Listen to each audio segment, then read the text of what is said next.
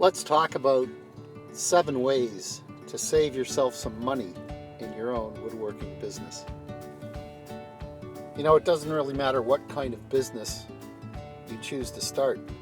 There are always going to be ongoing costs.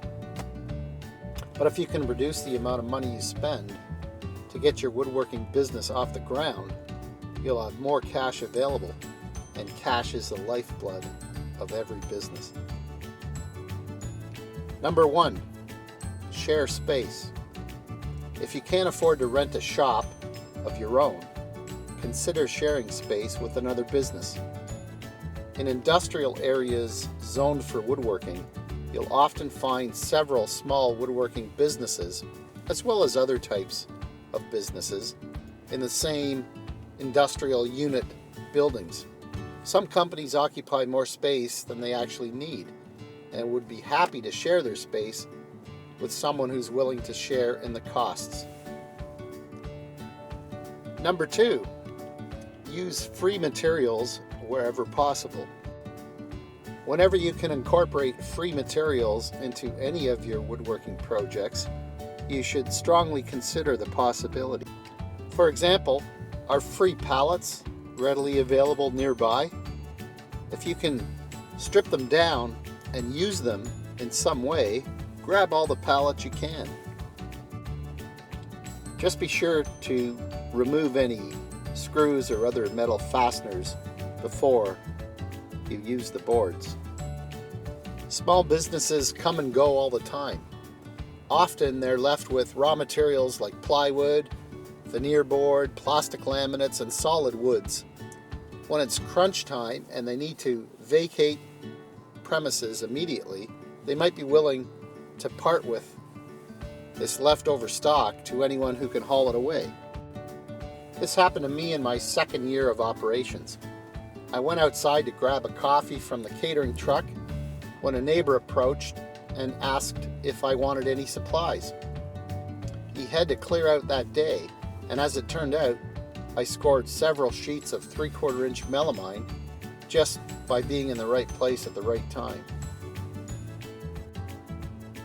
Number 3, get to know any glass and mirror companies in your area. This is another way to get materials at virtually zero cost. You simply partner up with a glass company. Sheets of glass are always shipped in large, solid wood crates. Often these crates are made from woods like mahogany, ash, oak, and birch, to name a few. I got this idea from a glass company who had a showroom out front and a retired cabinet maker as one of the owners. The beautiful clocks and boxes and small tables this fellow made was nothing short of beautiful, and all his wood supplies were free. Obviously, it's easier if you own the business, but you could always ask around and offer a few bucks for hauling away skids and pallets they just as soon get rid of. Number 4, find out when materials that you use regularly are coming on sale.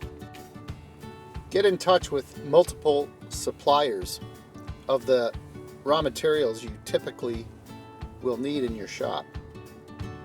Ask these suppliers to notify you whenever they have clearance prices available. It's also a good idea to explore the various grades of lumber and veneers they stock. You may need premium grades on special projects, but often a lesser and cheaper grade will do just as well. Knowing what other options are available could save you hundreds of dollars on a single order. Number 5, build a list of reliable suppliers. When purchasing hardware, things like hinges, handles, sliding door tracks, adjustable shelf pins, and that sort of thing, it's best to have multiple suppliers you can count on. Be sure to make all but last-minute emergency purchases from wholesalers at the best possible price. If you find yourself buying lots of the same thing, like cup washers as an example, be sure to price these out in quantity.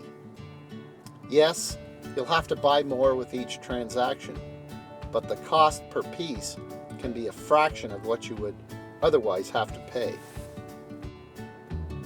6. Be clear on payment terms. Remember, you're a business owner and not a banker. Cash is king in a woodworking business, and you need to conserve as much cash as possible.